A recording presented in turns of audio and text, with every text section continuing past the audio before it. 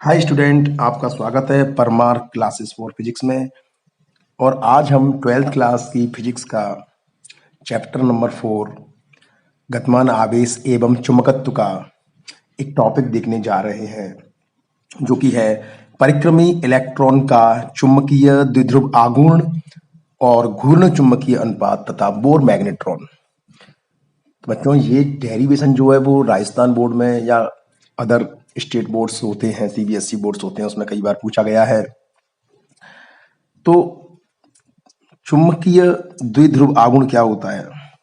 तो बच्चों, हम पढ़ चुके हैं कि अगर किसी लूप में, ये कोई लूप है जिसमें आई धारा बह रही है, आई धारा प्रवाहित हो रही है, तो इसका चुंबकीय द्विध्रुव आघूर्ण जो होता है उसका फॉर्मूला होता है m बराबर I इंटू ए। ठीक बच्चों, ये चुंबकीय द्विध्रुव आघूर्ण का सूत्र है m बराबर I इंटू ए। I मतलब इस लूप में प्रवाहित होने वाली धारा और a इस लूप का क्षेत्रफल। अगर इस लूप की त्रिज्या स्मॉल r है तो इसका क्षेत्रफल होगा a बराबर पाई आर स्क्वायर। ठीक बच्चों, और इसकी जो डायरेक्शन होती है वो किस तरीके से निकालते हैं कि अपनी उंगलियों को अगर हम धारा की दिशा में मोड़ें, दाएं हाथ की उंगलियों को इस तरीके से, जो अंगूठा होता है वो इसकी एम की डायरेक्शन को बताता है।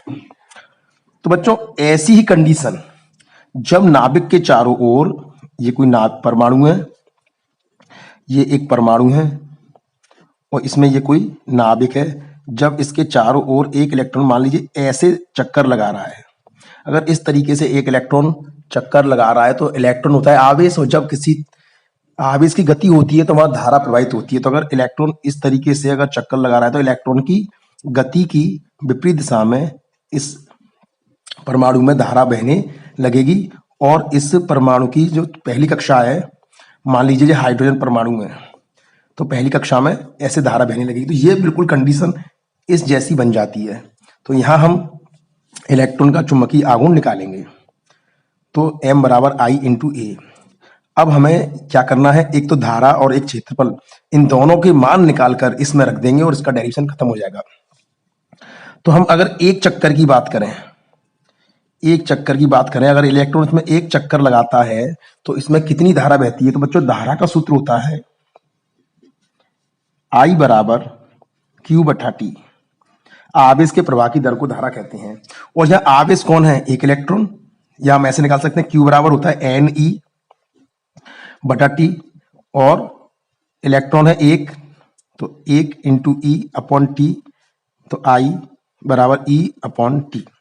अब बच्चों, मैंने टी क्यों नहीं लिखा कि अगर हम एक चक्कर की बात करें तो एक चक्कर में जो समय लगता है उसे आवर्तकाल कहते हैं। तो I बराबर E बटा टी। ठीक है बच्चों। अच्छा, हमें अब ये टाइम और निकालना है। तो जैसा हम जानते हैं कि चाल बराबर एक सूत्र होता है दूरी बटा समय।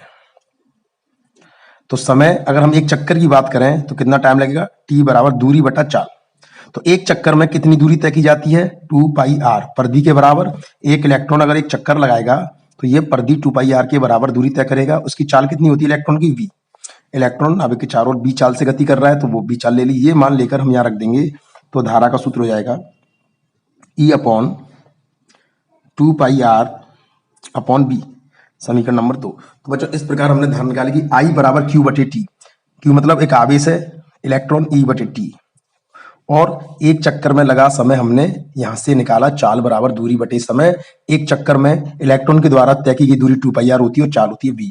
इस प्रकार हमने यहाँ I निकाल लिया। अब A, तो अगर हम इसका क्षेत्रफल निकाल लें तो ये आएगा A बराबर, एक वृत्ताकार आकृति बन रही है, तो A बराबर पाई आर स्क्वायर, समीकरण नंबर 3। अब हम समीकरण 2 और 3 के मान समीकरण 1 में रख देते हैं। तो समीकरण 2 व 3 के मान समीकरण 1 में रखने पर तो ये बन जाएगा m बराबर I का मान है EB upon 2 pi r, EB upon 2 pi r, और A का मान है पाई आर स्क्वायर। तो पाई से पाई कैंसिल, आर से आर कैंसिल। तो इस प्रकार इसका जो सूत्र आता है वो होता है 1/2 EBR। तो ऐसा ही कई बार बोर्ड के एग्जाम में पूछा जाता है कि सिद्ध करो कि एक परिक्रमी इलेक्ट्रॉन का चुंबकीय द्विध्रुव आघूर्ण 1/2 EBR होता है। ठीक है बच्चों, ये हमने सिद्ध कर दिया। अब हम इसका दूसरा डेरिवेशन करने जा रहे हैं, वो है घूर्ण चुंबकीय अनुपात। घूर्ण चुंबकीय अनुपात। तो बच्चों, जब इलेक्ट्रॉन नाभिक के चारों ओर वृत्तीय गति करेगा तो इसके पास एक भौतिक राशि भी होगी, उसका नाम है कोणीय संवेग। और जैसा कि बोर ने भी अपनी दूसरी परिकल्पना में बताया था कि इलेक्ट्रॉन नाभिक के चारों ओर केवल उन्हीं स्थायी वृत्ताकार कक्षाओं में चक्कर लगाता है जिनके लिए कोणीय संवेग का मान h/2π का पूर्ण गुणज होता है। तो ये हमने इलेक्ट्रॉन का चुंबकीय द्विध्रुव आघूर्ण निकाल लिया। अगर हम इसमें चुंबकीय द्विध्रुव आघूर्ण में अगर हम कोणीय संवेग का भाग लगा दें, ये क्या है, चुंबकीय द्विध्रुव आघूर्ण। एक इलेक्ट्रॉन जब नाभिक के चारों चक्कर लगा रहा है तो उसका यह चुंबकीय द्विध्रुव आघूर्ण और इसका कोणीय संवेग, अगर हम इनका अनुपात निकाल लें तो वो कहलाता है घूर्ण चुंबकीय अनुपात। और यही इसकी परिभाषा है कि एक इलेक्ट्रॉन नाभिक के चारों कक्षा में चक्कर लगा रहा है तो उसे बोलेंगे कक्षीय गति। तो हम लिखेंगे कक्षीय गति करते हुए, कक्षीय गति करते हुए इलेक्ट्रॉन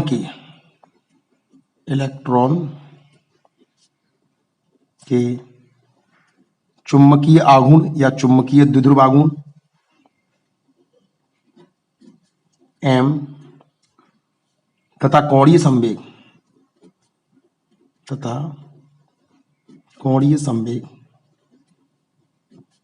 L के अनुपात को घूर्ण चुंबकीय अनुपात कहते हैं।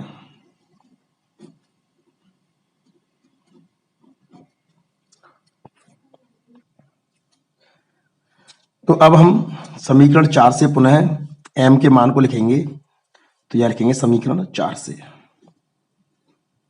ठीक है, m बराबर 1/2 EBR। अच्छा, अब हमें कोणीय संवेग और लाना है।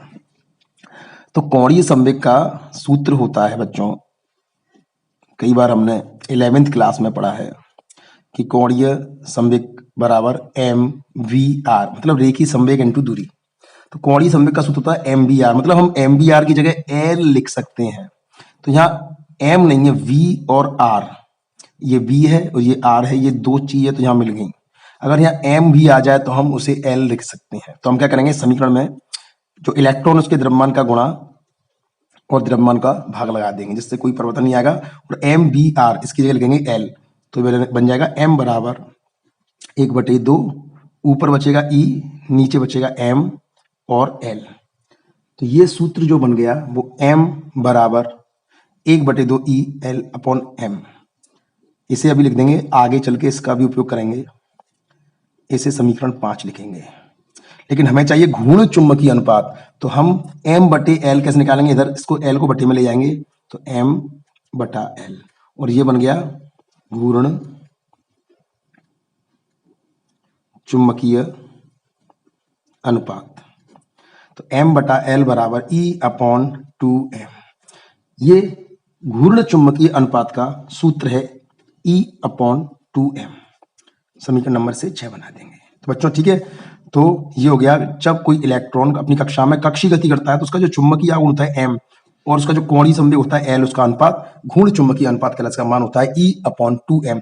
अब इसका हम मान निकालेंगे। तो बच्चों इसकी वैल्यू कितनी होती है, तो M/L। E माने इलेक्ट्रॉन पर आवेश, तो इलेक्ट्रॉन पर आवेश होता है 1.6 गुणा 10⁻⁻19 कूलम बटा 2 गुणा इलेक्ट्रॉन द्रव्यमान है 9.1 गुणा 10⁻31 किलोग्राम। तो जब इसे सॉल्व करेंगे तो इसका जो घूर्ण चुंबकीय अनुपात का जो मान आता है वो आता है 8.8 गुणा 10⁻10 कूलम प्रति किलोग्राम। तो पूछा जाता है घूर्ण चुंबकीय अनुपात का मान कितना होता है, तो 8.8 गुणा 10⁻10 कूलम प्रति किलोग्राम। अगर बच्चों हम इसे सदिश रूप में लिखें, अगर हम इस m के मान को सदिश रूप में लिखें तो ये हो जाएगा कोणीय चुंबकीय द्विध्रुव आघूर्ण सदिश राशि है 1/2, इलेक्ट्रॉन पर आवेश होता है -e और l सदिश राशि है और m, तो ये इसका सदिश निरूपण हो जाता है। अब इसके बाद इसका तीसरा टॉपिक पढ़ते हैं बोर मैग्नेट्रॉन। तो बोर मैग्नेट्रॉन क्या होता है, जब हाइड्रोजन परमाणु में, जो हाइड्रोजन परमाणु में एक ही इलेक्ट्रॉन होता है और वो n बराबर पहली कक्षा में जब चक्कर लगाता है तो उसका जो चुंबकीय आघूर्ण होता है m, उसे बोर मैग्नेट्रॉन कहते हैं। मतलब परिभाषा बनेगी इसकी कि हाइड्रोजन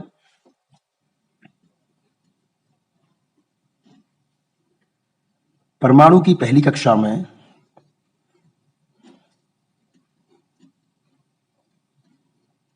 हाइड्रोजन परमाणु की पहली कक्षा में इलेक्ट्रॉन की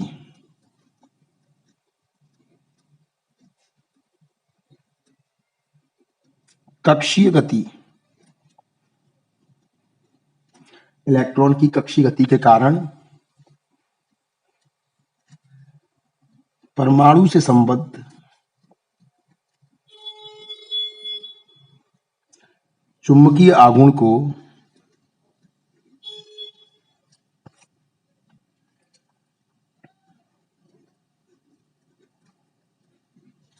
बोर मैग्नेट्रॉन कहते हैं।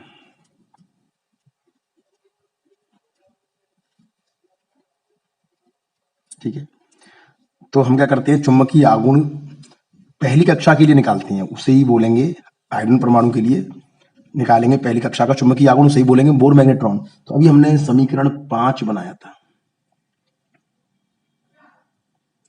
तो समीकरण हम 5 में जाते हैं और उसका मान लिखते हैं m बराबर 1/2 E/m इंटू L। अब बच्चों बोर की जो दूसरी परिकल्पना होती है, बोर की 3 परिकल्पनाएं थी केमिस्ट्री के अंदर, फिजिक्स में भी आती हैं। तो बोर की जो दूसरी परिकल्पना थी उसके अनुसार इलेक्ट्रॉन नाभिक के चारों ओर उन्हीं स्थायी वृत्ताकार कक्षाओं में चक्कर लगाता है जिनके लिए कोणीय संवेग L का मान h/2 का पूर्ण गुणज होता है।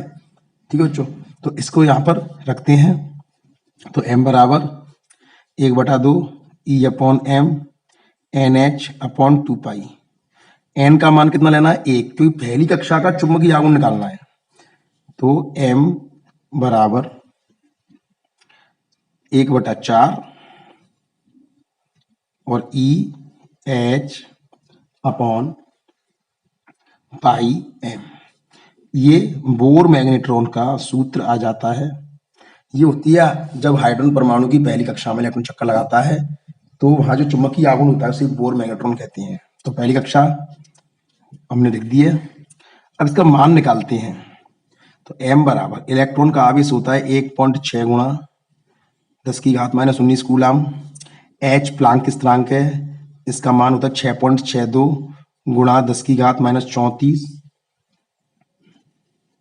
4 पाई का मान होता है 3.14 और m इलेक्ट्रॉन का द्रव्यमान है 9.31।